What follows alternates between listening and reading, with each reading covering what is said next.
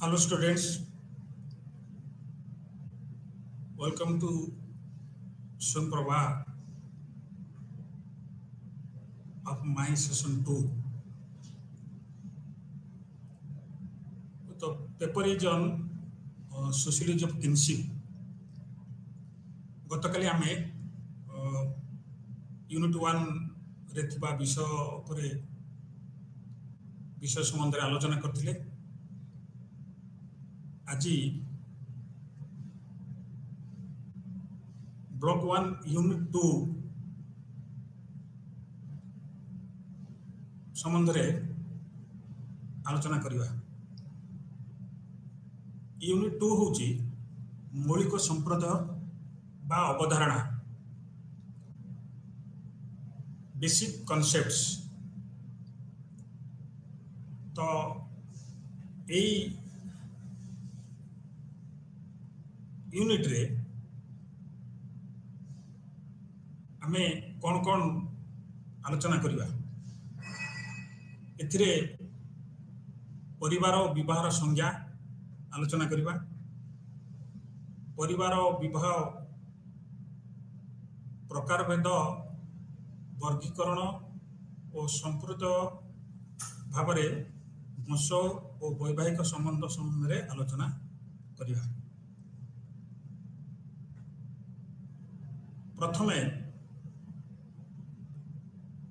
आबे परिवार विषय आलोचना करिवा।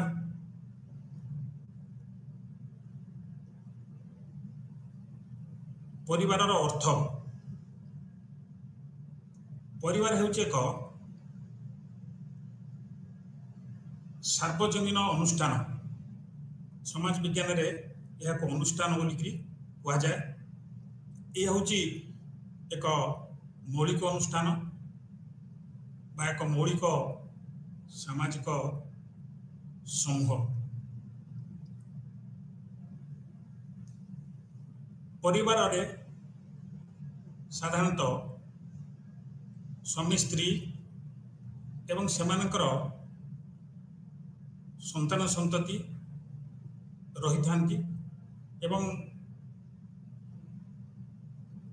यही स्वामी स्त्री एवं संतान संतति परिवार को गठन करिथांती। परिवार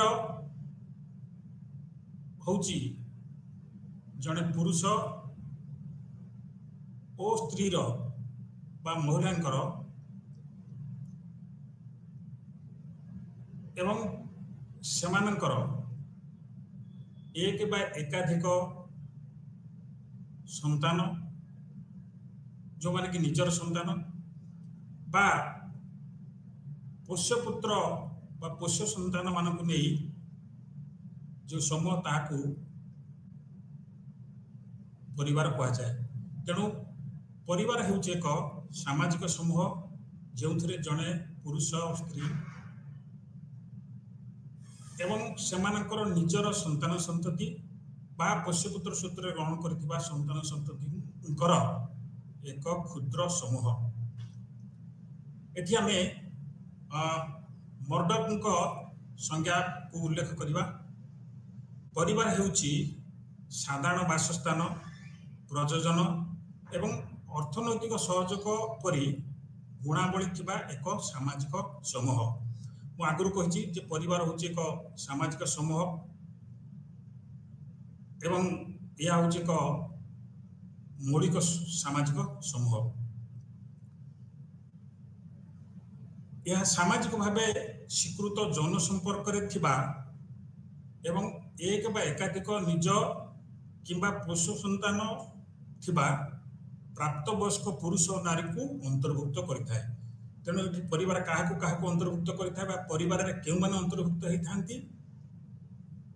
एक बा एकाधिक निजर संतान बा पोष्य संतान एवं प्राप्त वयस्क पुरुष और नारी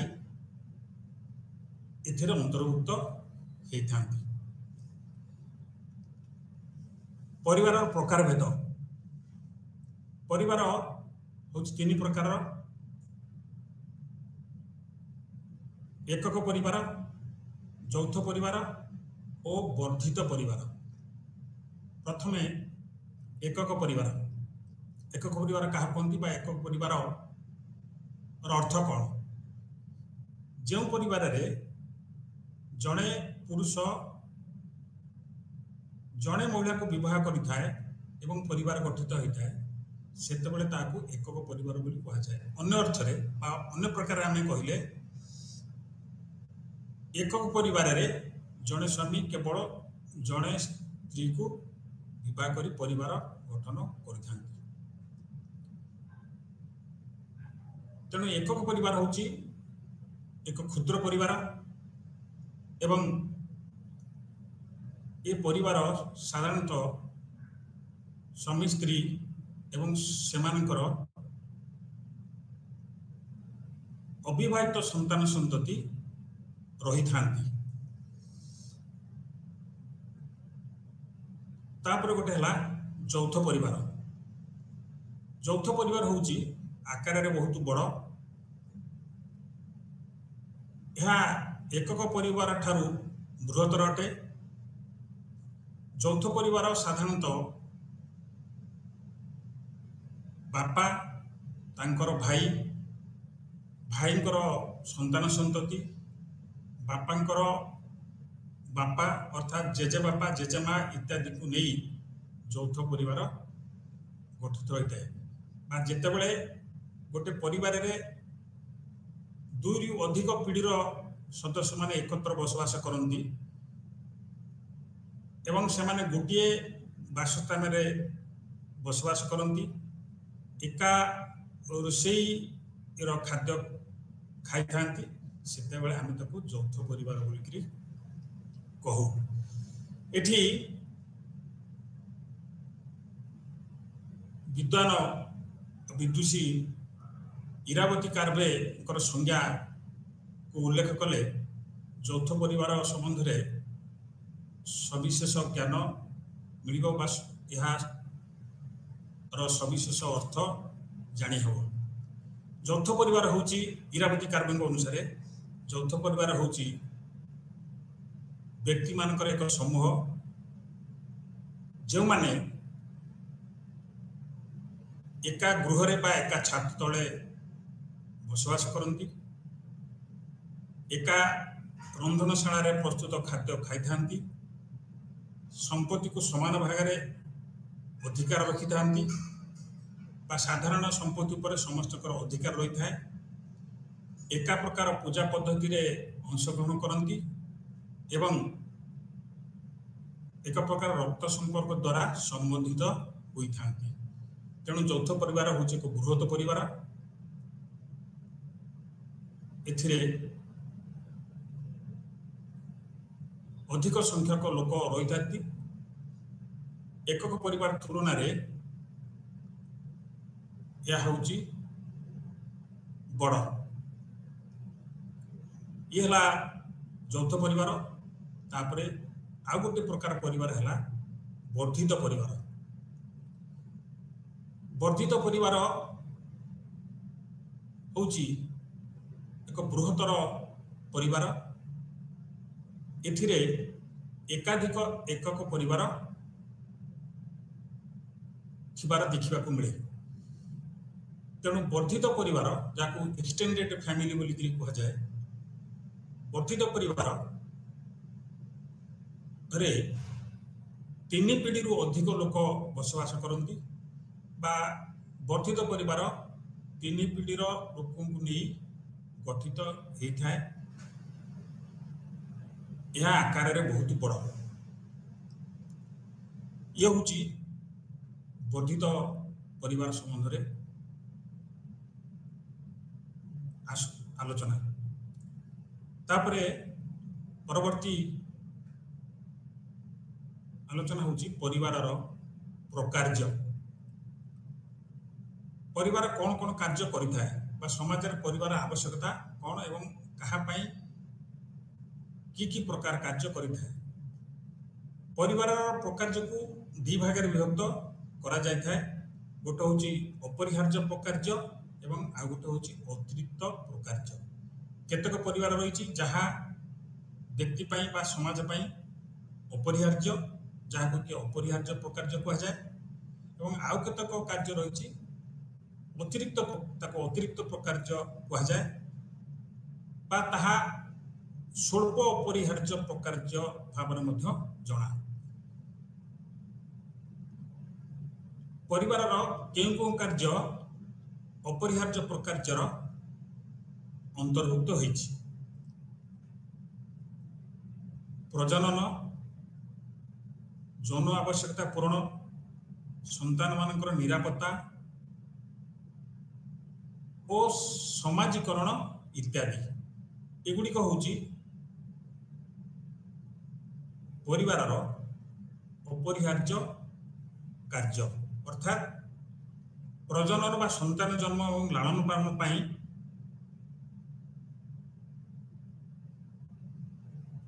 परिवार कार्य करिथाय बा परिवार अनेक कार्य होछि संतान जन्म एवं सेमानक लालन पालन जहाँ को हम प्रजनन कार्य बोलिक कहता जन आवश्यकता पूर्ण करिया पाई मध्य परिवार आवश्यकता रही है एवं परिवार गठित होता है बा परिवार को गठन करा जाय है विवाह माध्यम जन आवश्यकता पूर्ण करिया पाई परिवार आवश्यक पड़ता है परिवार यही कार्य करता है तेणु जन आवश्यकता पूर्ण करने हूँ परिवार आ गोटे अपरिहार्य कार्य संतान मानकर निरापत्ता प्रदान संतान मानकर लालन पालन करने एवं तांको सुरक्षा देवा हूँ परिवार एक गुरुत्वपूर्ण कार्य या छड़ा समाजीकरण समाजीकरण अर्थ हूँ शिशु को सामाजिक करवा अर्थात शिशुटी जिते जन्म ग्रहण करे सेतेबेले से समाज विषय किसी जानी न था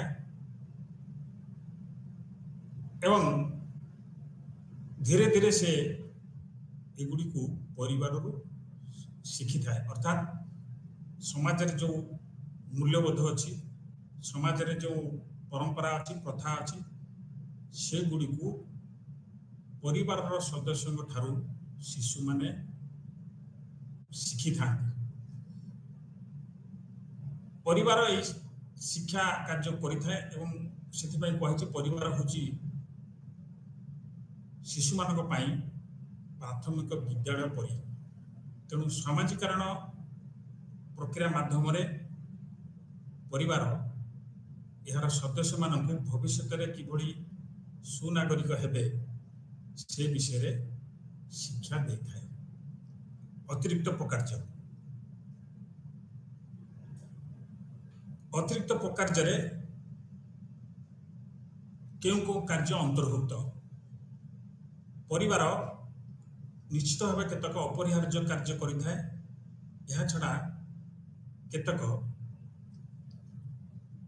कार्य करिथाय जहाकू कि अतिरिक्त कार्य कह जाए सेगुड़ी कला अर्थनैतिक प्रकार्य धार्मिक प्रकार्य चित्तविनोदन प्रकार्य एवं शिक्षागत प्रकार्य ये हूँ प्रकार्य गुड़ी मध्य केतक प्रकार्य जोड़ा मुख्य भाव में उल्लेख करा छड़ा परिवार अन्य अतिरिक्त प्रकार्य अच्छी तो प्रथम परिवार अर्थनैतिक प्रकार्य विषय जानिबा जे परिवार हूँ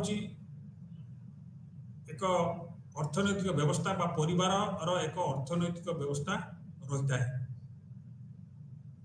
अर्थनैतिक व्यवस्था व्यतीत परिवार तिष्टि पारिब नहीं कारण संतान मानकर लालन पालन सदस्य मानकर भरण पोषण निमंते अर्थनैतिक कार्यकलाप जरूरी अटे तेणु परिवार यार सदस्य मानक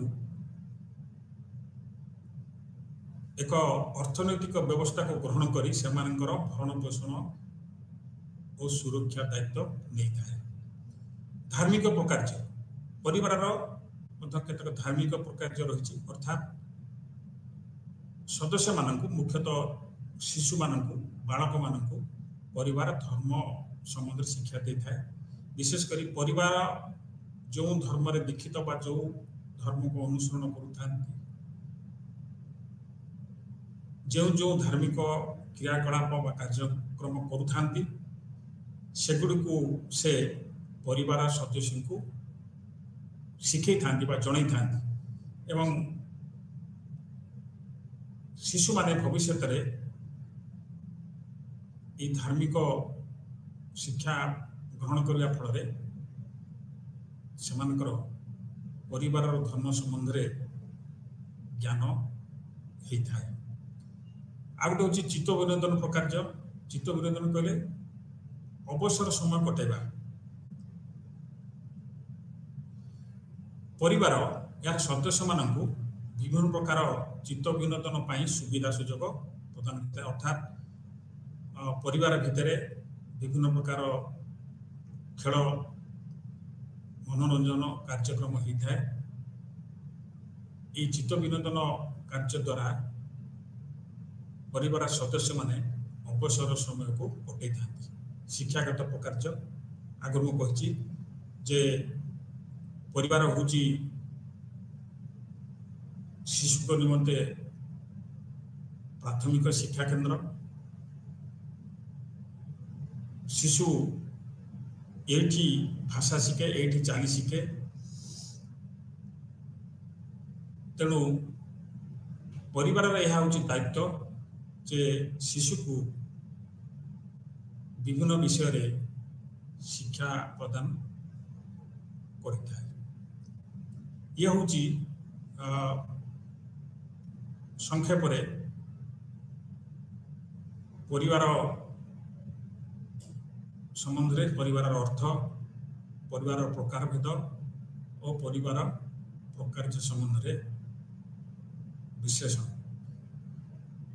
परवर्ती संप्रदाय अवधारणा हूँ विवाह।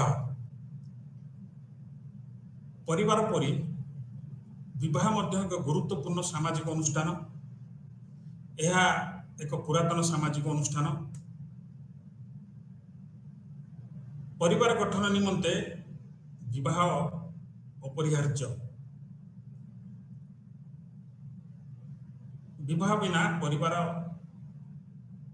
संभव हो पारे नहीं। सेथिपाई कहुई विवाह हूँ परिवार मूलदुआ बा भित्तिभूमि। एबे विवाहर अर्थ बा विवाह क्या कहते? आम विवाह कहले कौन बुझु? विवाह हूँ एक सामाजिक अनुष्ठान। अर्थात यह केतक नीति नियम उपरे पर्यवेसित। आमे विवाह को जो अर्थ रे विशेषण करिथाउ ताहा बेले बेले सठिक हुए नहीं।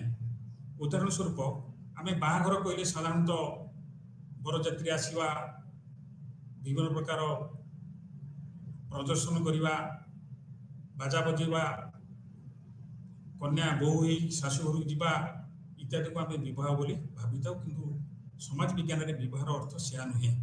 विवाह हूँ एक सामाजिक अनुष्ठान एवं यह अनुष्ठान समाज रे स्वामी स्त्री मध्य बा जड़े पुरुष एवं नारी मध्य संपर्क को परिचालित करिथाए। तो विवाह कहले विपरीत लिंगर दुई जन व्यक्ति मध्य समाज बा आईन द्वारा स्वीकृत संपर्क।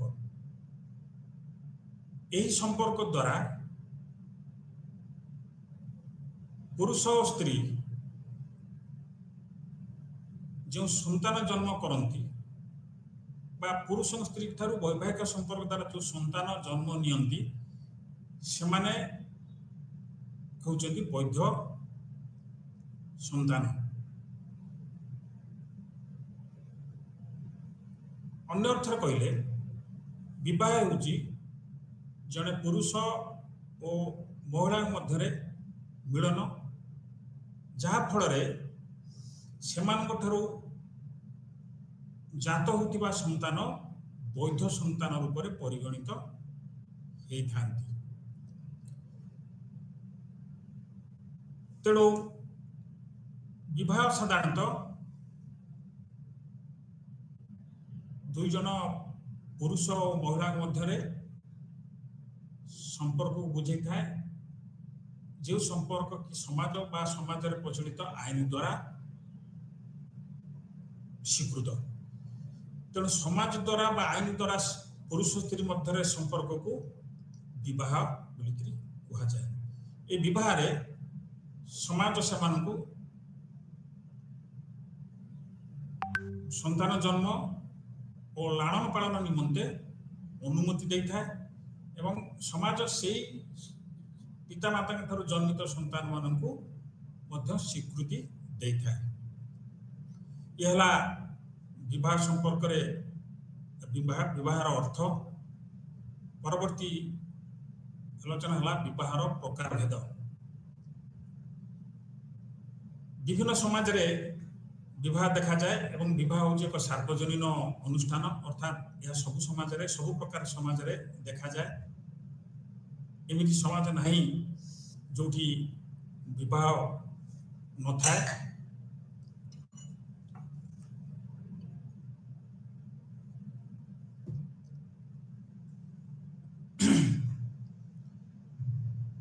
किंतु सबु समाज रे सब प्रकार विवाह देखा जाए नहीं बा विभिन्न समाज रे भिन्न भिन्न विवाह देखा जाए बा देखिया मिले जहाँ को कि समाज विज्ञान माने विभिन्न भाग रे विभक्त करचंती जहाँ को कि आमे विवाहर प्रकार भेद बोलिकी कही था।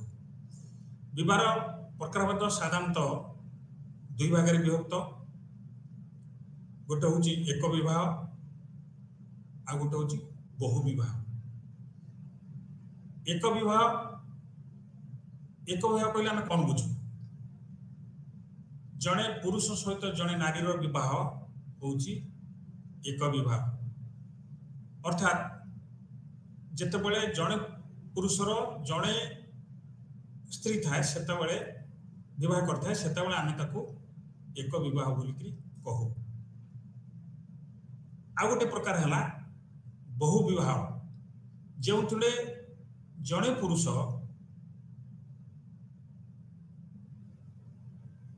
दुई बा ततोधिक महिला को विवाह करिथाए जेतेबेले बा किंबा जड़े नारी दुई बा ततोधिक पुरुष को विवाह करिथाए किंबा दले पुरुष दले महिला को विवाह करिथांती सेतेबेले ताकू बहु विवाह कह जाए। तेणु ये हूँ बहु विवाह केतेबेले जेतेबेले जड़े महिला दुई बा ततोधिक पुरुष को विवाह करता है ता हूँ बहु विवाह श्रेणीर। जेतेबेले जड़े पुरुष दुई बा एकाधिक महिला को विवाह करता है ता हूँ बहु विवाह श्रेणीर परिसरभुक्त। एवं बेले बेले दले महिला दले पुरुष को विवाह देखा मिले। पुनश्च बहुविवाह चारि भाग में विभक्त। आउे कही विवाह प्रकार भेद गोटे है एक विवाह जड़े पुरुष सहित जड़े नारी विवाह। बहु विवाह जो जड़े पुरुष दुई बा ततोधिक नारी को किंबा जड़े नारी दुई बा ततोधिक पुरुष को किंबा दले पुरुष दले महिला को विवाह करते। बहु विवाह पुणी चारि भाग में विभक्त। गोटे है द्विपत्नी विवाह बहुपत्नी विवाह बहुपति विवाह और दलगत विवाह। द्विपत्नी विवाह अर्थ हूँ जितेबले जड़े व्यक्ति दुई जन को विवाह करता दुईटी महिला को विवाह करता जड़े व्यक्तिर दुईटी पत्नी थांती सेतेबेले आम ताकू दुई पत्नी विवाह बोलिकी कही था। समाज विज्ञानी माने से विवाह को दुई पत्नी विवाह बोली कही था जितेबले जड़े पुरुषर दुईटी पत्नी रही था से माने जीवित था। एमती नुह जड़े पुरुषर जड़े पत्नी थिला किंतु तार मृत्यु हो गला तापर आउ थे बाहला आउ जड़े आउ गोटे पत्नी को ग्रहण कला से द्विपत्नी विवाह बोली कुआ जाई परिबो नाही। कारण द्विपत्नी विवाह हूँ एक प्रकार विवाह जो जड़े पुरुष दुईटी महिला को विवाह करथांती एवं से जीवित था। द्वितीय प्रकार बहु विवाह है बहुपत्नी विवाह। बहुपत्नी विवाह रे जड़े पुरुष दुई बा तत्वधिक पुरुष तत्वधिक महिला को विवाह करिथाए। तापर आउ गोटे हला बहुपत्नी विवाह जेतेबेले जड़े पुरुष दुई बा तहिरु अधिक महिला को विवाह करिथाए सेतेबेले ताकू बहुपत्नी विवाह कहा जाए। आउ थरे कहूची बहुपत्नी विवाह होची एक प्रकार विवाह जेतेबेले जड़े पुरुष दुई बा तहिरु अधिक महिला को विवाह करिथाए एवं सेमाने समस्ते जीवित थांती। बहुपत्नी विवाह पुणी दुई प्रकार हेई पारे। गोटे हूँ श्वश्रुक बहुपत्नी विवाह आ गोटे हूँ अश्वश्रुक बहुपत्नी विवाह। श्वश्रुक बहुपत्नी विवाह कौन जेतेबेले पुरुष पत्नी माने परस्पर भौणी होती सेतेबेले से प्रकार बहु विवाह को श्वश्रुक बहु विवाह बोलिक कहा जाए। अश्वश्रुक बहु विवाह जेतेबेले जड़े पुरुषर पत्नी परस्पर भौणी हो नथांती सेतेबेले ताकू अश्वश्रुक बहुपत्नी विवाह बोलिक कहा जाए। तेणु बहुपत्नी विवाह दुई प्रकार जहाँ कहली श्वश्रुक बहुपत्नी विवाह अश्वश्रुक बहुपत्नी विवाह।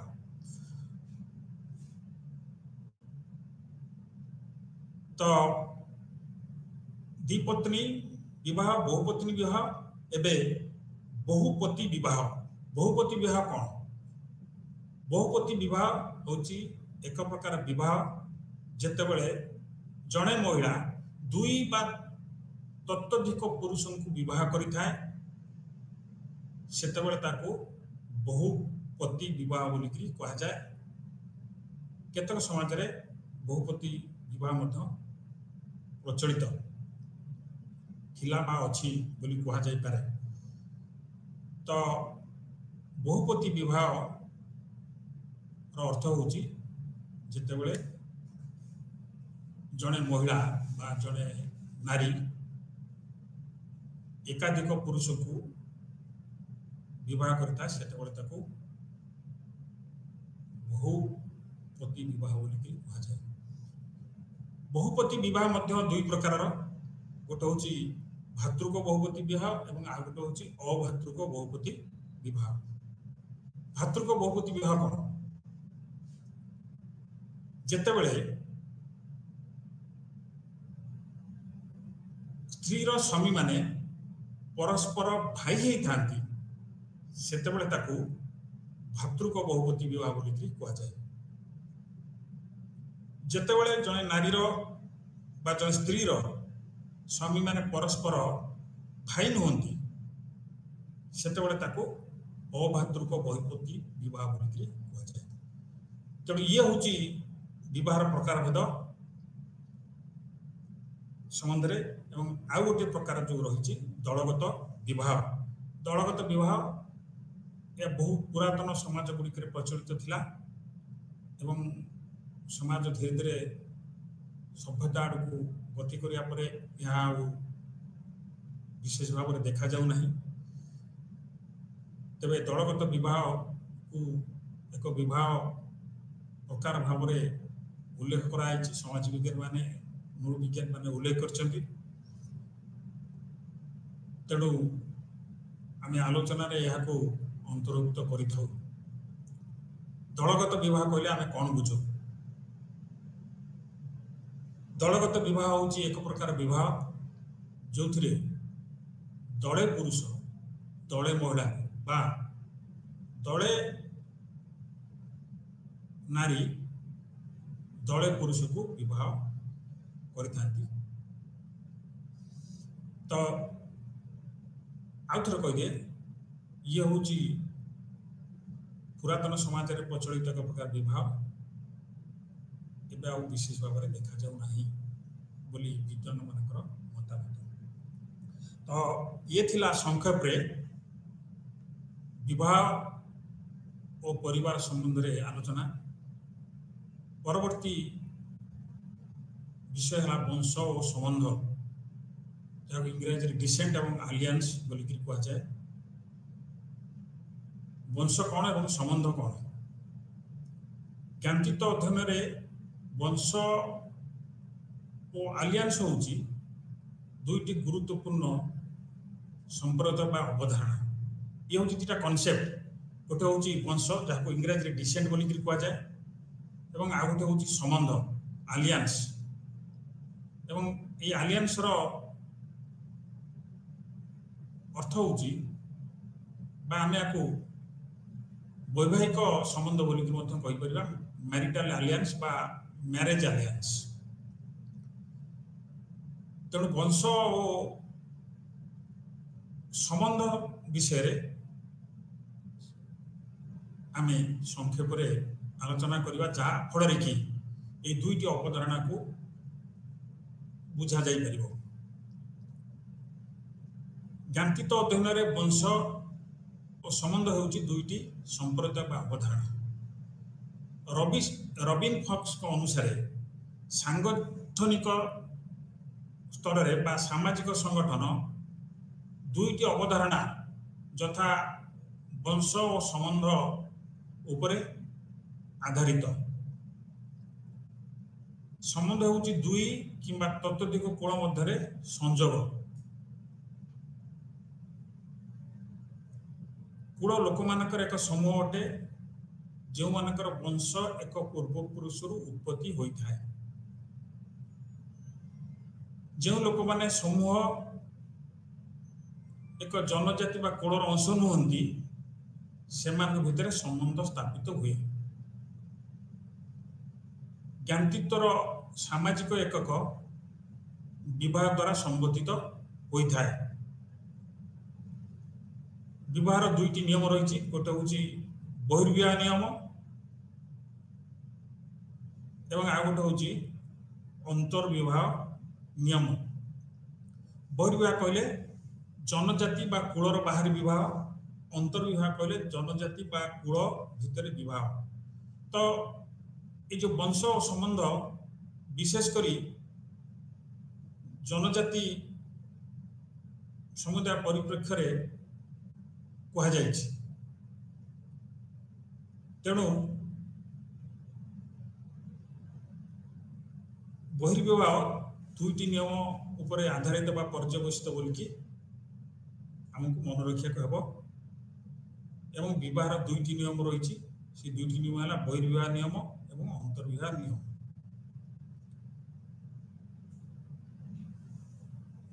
वंश कौन? वंश होउची व्यक्ति मानकर एक समूह जार सदस्य मान एक काल्पनिक बा वास्तविक पूर्वपुरुषों सहित जोड़ी होता। अन्य अर्थरे वंश हूँ जेको सामाजिक समूह जहाँकि निजर वंशर उत्पत्ति को एक साधारण पूर्वपुरुष सहित जोड़ी थाए। तो वंश कहले साधारणतः एक समूह को बुझी थाए जो समूह सदस्य माने गोटे पूर्व पुरुष ठारू उद्भव होता जन्म ग्रहण करते बोलिक विचार करा जाए। सेथिपाई कहुई वंश हूँ एक समूह जहाँ सदस्य माने पूर्वपुरुष सहित संबंधित होता। Now I welcome you all to the discussion of Block 2. आमे Block 2 संबंध आलोचना करने को जाऊँ। Block 2 रे एक विषय होची उपागम, जहाँ को इंग्राजी रे अप्रोच बोलिकी कह जाए। तेणु ब्लॉक 2 रो यूनिट 3 रे आमे वंश उपागम विषय रे आलोचना करिबा।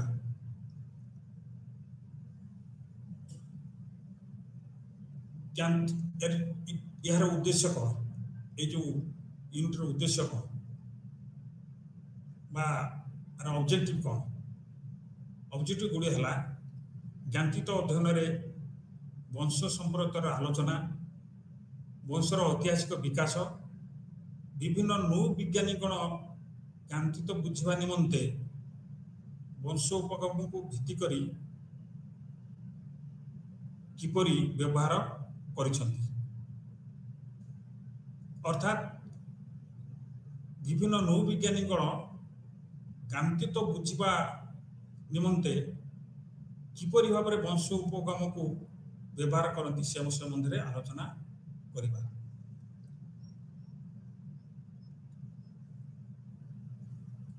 उपक्रम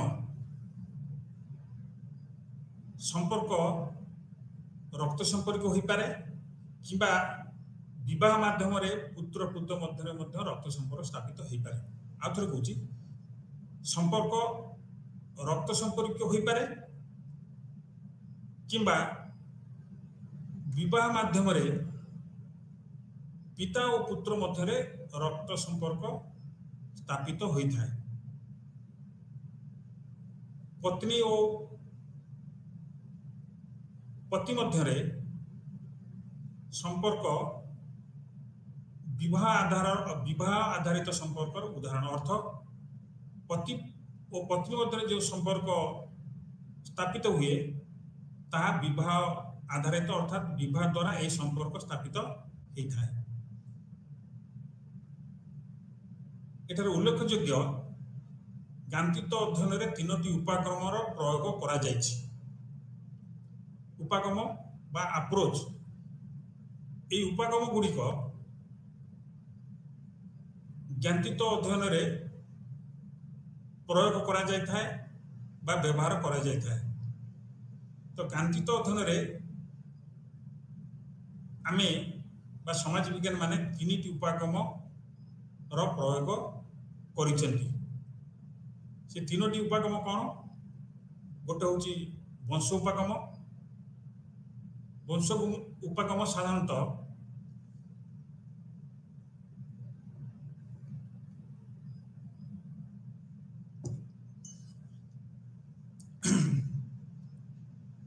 वंश उपागम ताहा रक्त संपर्क उपर गुरुत्व देता है।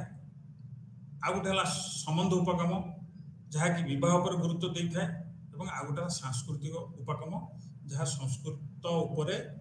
संस्कृति उपर गुरुत्व देता है। तेणु ज्ञानचित अध्ययन रे नुरुविज्ञान माने समय क्रमे विभिन्न प्रकार उपागम प्रयोग करिसेंती। से 3टी उपागम हूँ वंश उपागम, संबंध उपागम और सांस्कृतिक उपागम। ज्ञानचित अध्ययन रे वंश किपरि प्रयोग करा जायछि बा वंश को व्यवहार करा जायछि बा वंश अध्ययन रे किपरि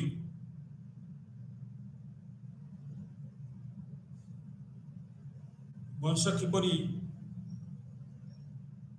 अध्ययन विषय वस्तु से संबंध में देखा मिले। तो ज्ञानचित अध्ययन निमंते वंश अध्ययन आवश्यक बा ज्ञानचित अध्ययन रे वंशर व्यवहार करा जायता है। वंश समूह से व्यक्ति मान को अंतर्भुक्त करिथाए जो माने एक पूर्व पुरुष ठारू उद्भव होइथांती। तेणु गांधित अध्ययन रे वंश को व्यवहार करा जाय थाए। वंशर अर्थ वंश हूँ एक संपर्क जहाँ जड़े पूर्वपुरुष सहित संजोग द्वारा परिभाषित होता है। अर्थात वंश हूँ एक समूह जार सदस्य माने एक पूर्वपुरुष ठारू जन्म नहीं थांती बा उत्पत्ति लाभ करथांती बोलिकरी कहा जाए। एठी मोर्गान वंश को एक सांस्कृतिक नियम भाव में परिभाषित करिसेंती जहाँ व्यक्ति को निर्दिष्ट कांति सहित अनुबंधित करिथाए। तो मोर्गान ज्ञाति संबंध में उल्लेख करछंती एवं तांको मतरे वंश होची एक सांस्कृतिक नियम एवं से यहाँ को एक सांस्कृतिक नियम भाव में परिभाषित करिसेंती। वंशर प्रकार भेद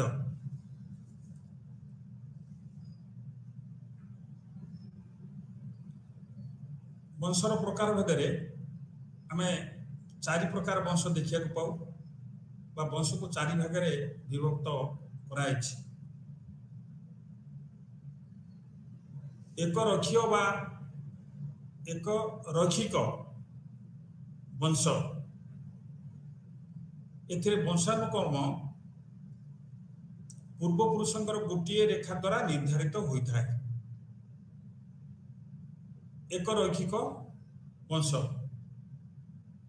अर्थात जेतेबेले व्यक्ति मानकर वंशानुक्रम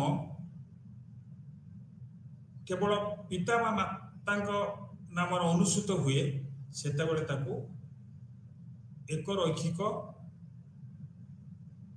वंश बोलिक कह जाए। ऐखिक एक रैखिक वंश को दुई भाग में विभक्त करा जायछि। आउ थरे एक रैखिक वंश को दुई भाग में विभक्त करा जायछि। ताहला पितृरैखिक एवं मातृरैखिक। पितृरैखिक वंश एवं मातृरैखिक वंश। पितृरैखिक कौन जेतेबेले जड़े व्यक्तिर वंशानुक्रम बा वंशक्रम पिता के नाम अनुसृत हुए सेतेबेले ताकू पितृरैखिक वंश बोलिकी कह जाए। तेणु वंश दुई प्रकार गोटे पितृरैखिक वंश एवं आ गोटे मातृरैखिक वंश। पितृरैखिक वंश जेतेबेले जड़े व्यक्तिर वंशानुक्रम पिता के नाम अनुसृत हुए सेतेबेले ताकू पितृरैखिक वंश बोलिकी कह जाए। तापरे मातृरैखिक वंश कौन जेतेबेले जड़े व्यक्तिर वंशानुक्रम माता के नाम अनुसृत हुए बा जड़े माता पक्षर पूर्वपुरुष अनुसार वंशानुक्रम स्थिर हुए सेतेबेले ताकू मातृरैखिक वंश बोलिकी कह जाए। तेणु वंश गोटे प्रकार है एक रैखिक वंश। एक रैखिक वंश दुई भाग में पितृरैखिक मातृरैखिक वंश। पितृरैखिक वंश वंशानुक्रम पितृरैखिक वंश अनुसार वंशानुक्रम माता का नाम पिता का नाम अनुसृत होता है। मातृरैखिक वंश हूँ एक प्रकार वंश जो पुरुषर वंशानुक्रम माँ का नाम अनुसृत होता है। दुई हूँ जोड़ा वंश। वंशानुक्रम उभय पितृरैखिक ଓ ମାତୃରୈଖିକ ଅଟେ। ଏହି ପ୍ରକାର ଯୋଡ଼ା ବଂଶ বা ডুয়াল ডিসেন্ট, ଯୋଡ଼ା ବଂଶ କହିଲେ ଇଂରାଜୀରେ ହେଉଛି ଡୁଆଲ ডিসেন্ট।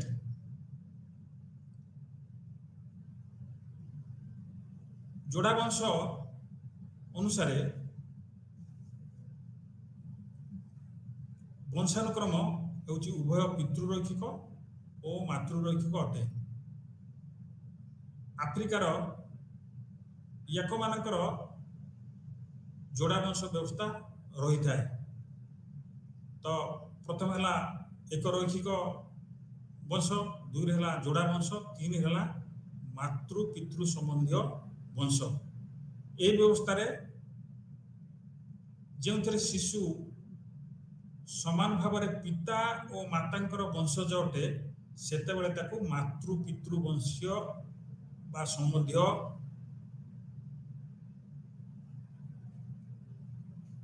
ବଂଶ ବୋଲିକିରି କୁହାଯାଏ। ଚାରିରେ ଦ୍ୱିରୈଖିକ ବଂଶ। ସମାଜ ସ୍ତରରେ ଉଭୟ ପିତୃରୈଖିକ ଓ ମାତୃରୈଖିକ ନିୟମର ପ୍ରଚଳନ ହୋଇଥାଏ। ଆମେ ଦେଖୁ କେତେକ ସମାଜରେ ଦୁଇ ପ୍ରକାର ନିୟମର ପ୍ରଚଳନ ଥାଏ, ଅର୍ଥାତ୍ ଉଭୟ ପିତୃରୈଖିକ ଓ ମାତୃରୈଖିକ ନିୟମ ପ୍ରଚଳିତ ଥାଏ।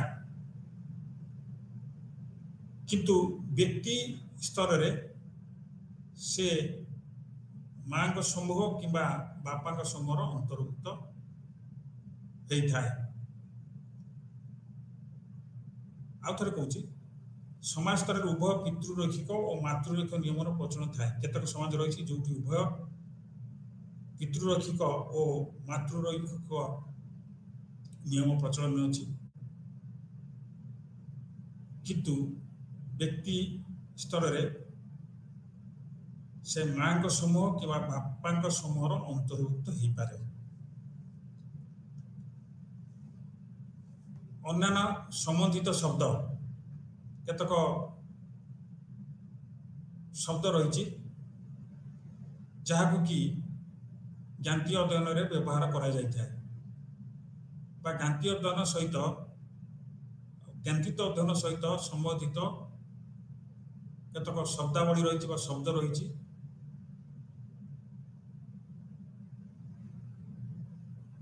ଯାହା ଜ୍ଞାତିତ ବ୍ୟବସ୍ଥା ବିଶ୍ଳେଷଣରେ ବ୍ୟବହାର କରାଯାଇଥାଏ। ଏବଂ କେତେକ ଶବ୍ଦ ରହିଛି ଯାହା ଜ୍ଞାତିତ ଅଧ୍ୟୟନରେ ବ୍ୟବହୃତ ହୋଇଥାଏ, ଯାହାକୁ କି ସମ୍ବନ୍ଧିତ ଶବ୍ଦ ବୋଲି କୁହାଯାଏ। କେତେଟା ଶବ୍ଦ ରହିଛି ଯାହାକୁ ଜ୍ଞାତିତ ଅଧ୍ୟୟନ କ୍ଷେତ୍ରରେ ପ୍ରୟୋଗ ବା ବ୍ୟବହାର କରାଯାଇଥାଏ। କୋଉ ଗୁଡ଼ିକ ସମ୍ବନ୍ଧିତ ଶବ୍ଦ? କୂଳ। କୂଳ ବିଶେଷ କରି ଜନଜାତି ମାନଙ୍କ ଭିତରେ ଦେଖାଯାଏ। ଏହା ହେଉଛି ଏକ ସମୂହ, ଏହା ହେଉଛି ବ୍ୟକ୍ତିମାନଙ୍କର ଏକ ସମୂହ ଯେଉଁମାନେ ଗୋଟେ କାଳ୍ପନିକ କିମ୍ବା ବାସ୍ତବିକ ଜ୍ଞାତିତ ଦ୍ୱାରା ସମ୍ବନ୍ଧିତ ହୋଇଥାନ୍ତି। ଅନ୍ୟ ଅର୍ଥରେ କୂଳ ହେଉଛି ବ୍ୟକ୍ତିମାନଙ୍କର ଏକ ସମୂହ ଯେଉଁମାନେ ବାସ୍ତବିକ କିମ୍ବା କାଳ୍ପନିକ ବଂଶ କିମ୍ବା ଜ୍ଞାତିତ ଦ୍ୱାରା ସମ୍ବନ୍ଧିତ ହୋଇଥାନ୍ତି। ତେଣୁ କୂଳ ହେଉଛି ବ୍ୟକ୍ତିମାନଙ୍କର ଏକ ସମୂହ ଏବଂ ସମୂହର ସମସ୍ତ ସଦସ୍ୟ ଜଣେ ପୂର୍ବପୁରୁଷଙ୍କ ସହିତ ସମ୍ବନ୍ଧିତ ହୋଇଥାନ୍ତି ବା ସମୂହର ସମସ୍ତ ସଦସ୍ୟ ଜଣେ ପୂର୍ବପୁରୁଷଙ୍କ ଠାରୁ ଉଦ୍ଭବ ହୋଇଥାନ୍ତି, ସେତେବେଳେ ତାହାକୁ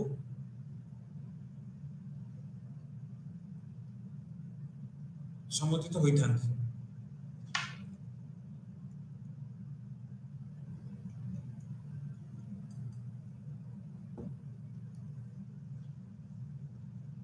କୂଳ ହେଉଛି ଏକ ବହିର୍ବିବାହୀ ଏକକ ବା ସମୂହ। ଏକ ବହିର୍ବିବାହୀ ସମୂହ ଅର୍ଥାତ୍ ଗୋଟେ କୂଳର ସଦସ୍ୟ ନିଜ କୂଳରେ ବିବାହ କରିପାରିବ ନାହିଁ। तेणु कूल हूँ एक बहिर्विवाही समूह अर्थात जड़े व्यक्ति को निज कूल में बह करने को निषेध करा यह हूँ एक बहिर्विवाही समूह उदाहरण। वंशावली वंशावली हूँ एक समूह एक वंश समूह जहाँकि केवल पिता किंबा माता वंश अनुक्रम अनुसार निर्धारित होता है। तो वंशावली हूँ एक वंश समूह वंशावली हूँ एक समूह जहाँकि केवल पिता माता वंशानुक्रम अनुसार निर्धारित होता है। वंशावली हूँ एक वंश समूह समस्त सदस्य जड़े व्यक्ति को साधारण पूर्वपुरुष रूपे चिन्हित कर। तेणु वंशावली जहाँ को इंग्रेजी रे लिनिएज कह जाए वंशावली हूँ एक वंश समूह अर्थात लिनिएज हूँ एक वंश समूह सदस्य समस्त सदस्य जड़े व्यक्ति को सेमानकर साधारण पूर्वपुरुष रूपे चिन्हट कर। आ गोटे शब्द ता हूँ फाट्री और मोइटी। फाट्री कौन मोइटी कौन जिते कौन कारण अनेक वंशावली एक बृहत्तर समूह भाव में जोड़ी हो जाए सेते यह फाट्री कह जाए।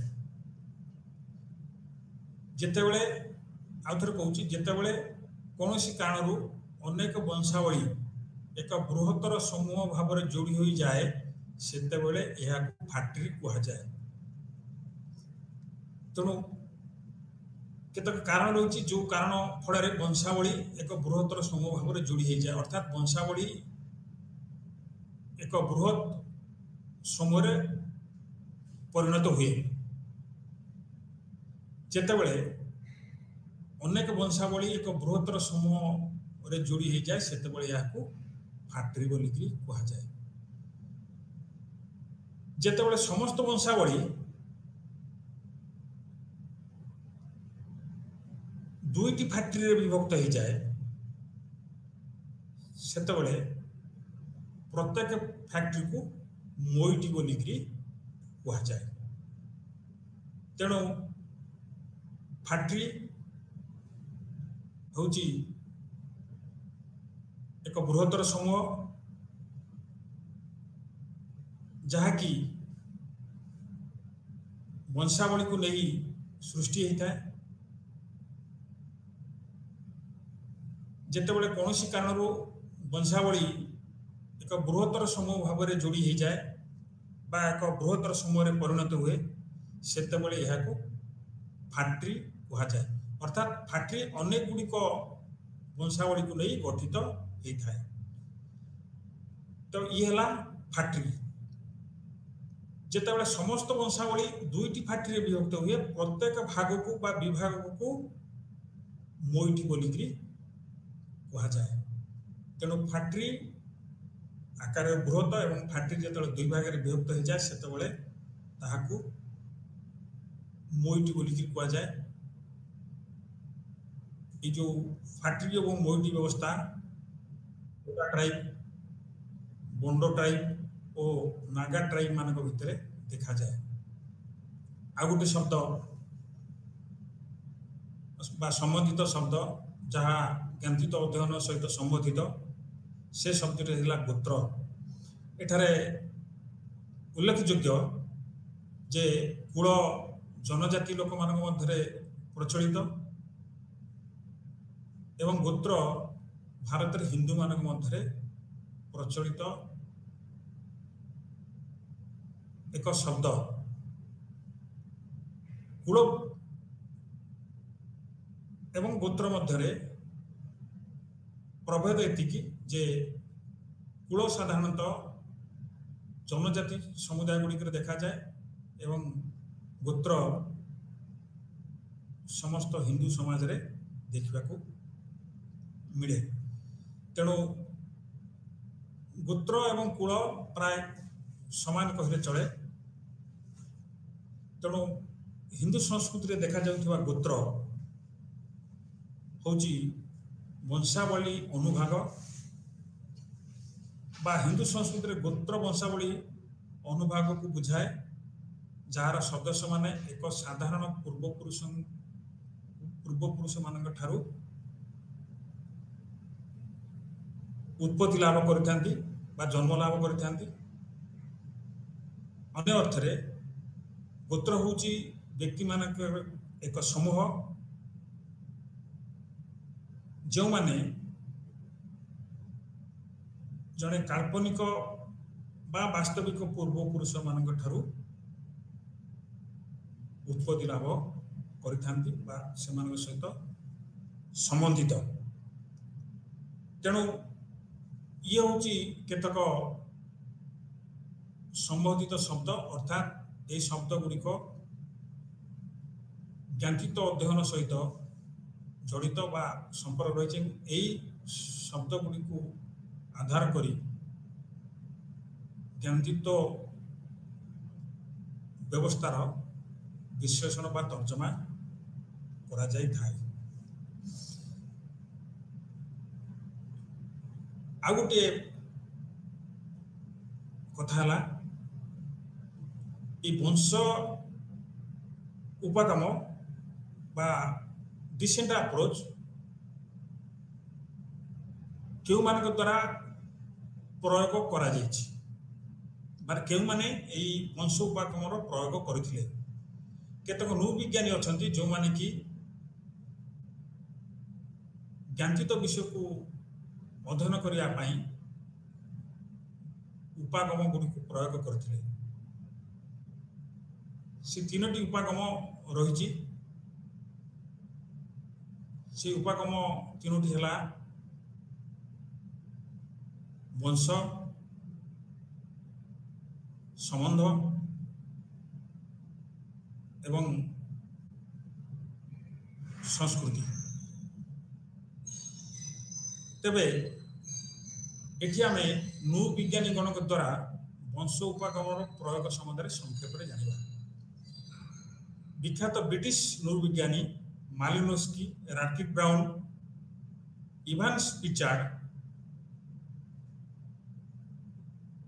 होचंती प्रकार्यवाद उपागमर समर्थक, अर्थात सेमाने प्रकार्यवादी थिले। सेमाने होचंती प्रकार्यवाद उपागमर समर्थक। एई प्रकार्यवाद उपागम संस्कृति उपरे विशेष गुरुत्व दे थाए। संस्कृति रे प्रत्येक विभाग रे एक मौलिक उद्देश्य, एमानक मतरे संस्कृति रो प्रत्येक विभाग रे एक मौलिक उद्देश्य थिला।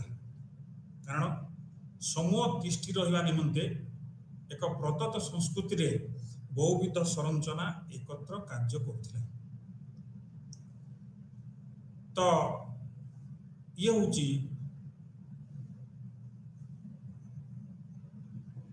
प्रकार्यवाद उपागम एवं यार समर्थक थिले मालिनोस्की, राटक्लिफ ब्राउन, इवान पिचार्ड इत्यादि। वर्तमान जड़े नृविज्ञानी